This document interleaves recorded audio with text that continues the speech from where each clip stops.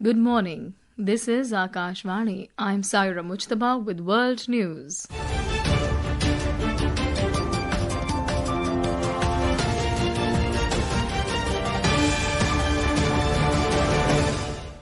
The headlines. Thai and Cambodian leaders agree to renew ceasefire after deadly border clashes, says US President Donald Trump.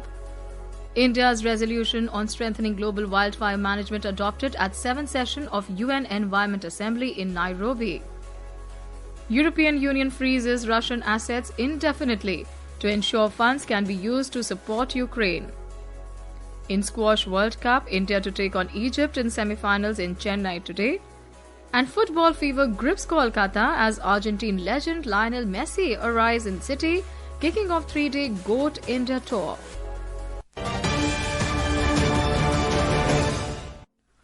And now the news in detail. Prime Minister Narendra Modi will embark on a 3-nation visit to Jordan, Ethiopia and Oman beginning Monday. Briefing media in New Delhi last evening, Secretary South in the Ministry of External Affairs, Dr. Neena Malhotra said, the Prime Minister will visit Jordan from the 15th to the 16th of this month at the invitation of King Abdullah bin al-Hussein. She said this will be Prime Minister Modi's first visit to Jordan, coinciding with the 75th year of the establishment of diplomatic relations between the two countries. Dr. Malhotra emphasized that India and Jordan share strong economic ties, with India being Jordan's third largest trading partner. India and Jordan share warm and friendly relations marked by mutual trust and goodwill. The relationship spans across sectors including political, economic, defense and strong people-to-people ties. India and Jordan also share strong economic ties, with India being the third largest trading partner of Jordan, and the bilateral trade between the two countries is valued at $2.8 billion. Secretary Consular Passport, Visa and Overseas Indian Affairs Arun Kumar Chatterjee said, on the final leg of his tour, the Prime Minister will visit Oman from the 17th to 18th of December. He said the Prime Minister will be accompanied by a high-level delegation. Prime Minister will hold comprehensive review of the entire spectrum of the bilateral relations with his Sultan of Oman and also exchange perspectives on regional and international issues of mutual interest. He is expected to address business leaders from both the countries at a business forum and also address the Indian community in Oman during the visit. 3 members of the U.S. House of Representatives have introduced a resolution to overturn President Donald Trump's national emergency declaration that enabled tariffs of up to 50% on imports from India. The resolution called the measures illegal and harmful to American workers, consumers, and bilateral ties. The lawmakers said the duties imposed under emergency powers in August are illegal, damage U.S.-India ties, and raise costs for American consumers.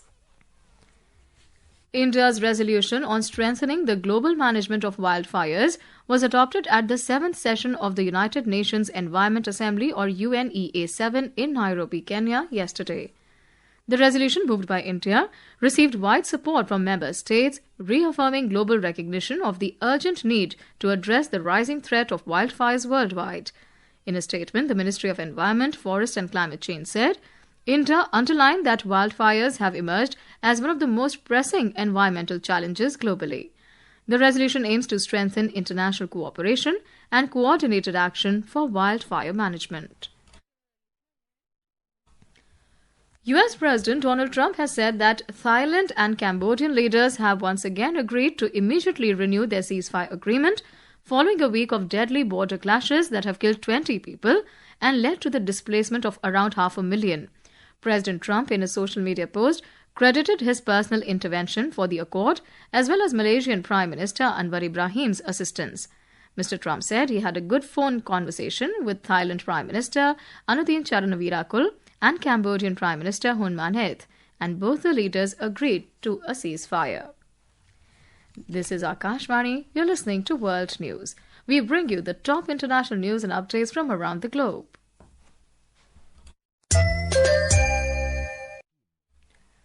Welcome back to World News. Kolkata is buzzing with excitement as football icon Lionel Messi arrived in the city in the wee hours today to begin his much-anticipated 3-day GOAT India tour.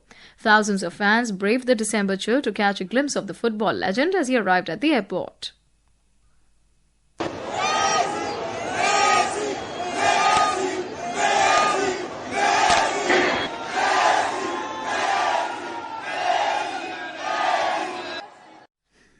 In Kolkata, 8-time Ballon d'Or winner is expected to attend several events, including a meet and greet session and virtually unveiling a 70-feet statue being installed in his honour at the Sri Bhumi Sporting Club in Lake Town before leaving for Hyderabad. Meanwhile, Hyderabad has geared up to host Argentine football legend this evening. Our correspondent reports that Telangana police have made elaborate security arrangements for his public engagements.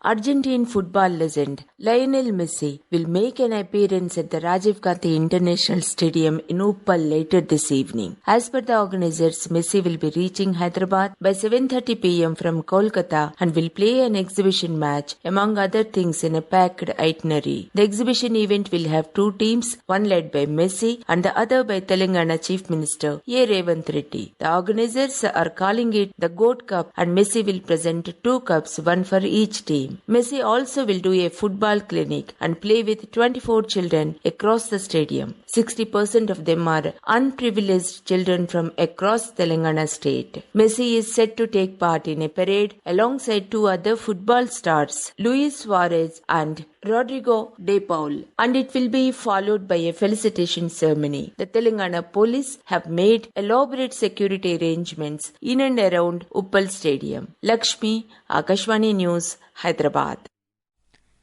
The Argentine superstar's visit marks his return to India after 14 years. The tour will also take him to Mumbai and New Delhi. The European Union has indefinitely frozen Russia's assets in Europe to ensure that Hungary and Slovakia, both with Moscow-friendly governments, can't be preventing the billions of euros from being used to support Ukraine. Using a special procedure meant for economic emergencies, the EU blocked the assets till Russia gives up its war on Ukraine and compensates its neighbour for the heavy damage that it has inflicted for almost 4 years. This marks a crucial step, enabling EU leaders to discuss at next week's summit how to utilize tens of billions of euros in Russian assets held at Belgian bank Euroclear to fund a substantial loan aimed at supporting Ukraine's financial and military requirements over the next 2 years. EU Council President Antonio Costa will chair the summit on the 18th of this month. The move also prevents the assets, estimated to a total around 210 billion euros, from being used in any negotiations to end the war without European approval. Iran has arrested Nobel Peace Prize laureate Nargis Mohammadi. Her Paris-based foundation said she was detained during a memorial ceremony for a human rights lawyer, Khosrow Alikordi, who was recently found dead under disputed circumstances. Media reports said supporters had warned for months that 53-year-old Nobel laureate was at risk of being put back into prison after she received a furlough in December 2024 over medical concerns. Mohammadi was expected to return to prison afterwards, but she had remained on furlough until yesterday's arrest. She has spent most of the past 2 decades as an inmate of Tehran's notorious Evin prison. One of Iran's most prominent human rights activists, Mohammadi, won the Nobel Peace Prize in 2023. The Norwegian Nobel Committee has condemned the arrest, calling it brutal and demanding that Iranian authorities clarify her whereabouts, ensure her safety, and release her immediately. Second seed India will take on defending champions Egypt in the semi-finals of Squash World Cup in Chennai today. Top seeds Hong Kong will face Japan in the other semi-final. India stormed into the last four with a commanding 3-0 victory over 7 seed South Africa, while Egypt eased past Australia 3-0 in the quarterfinals yesterday.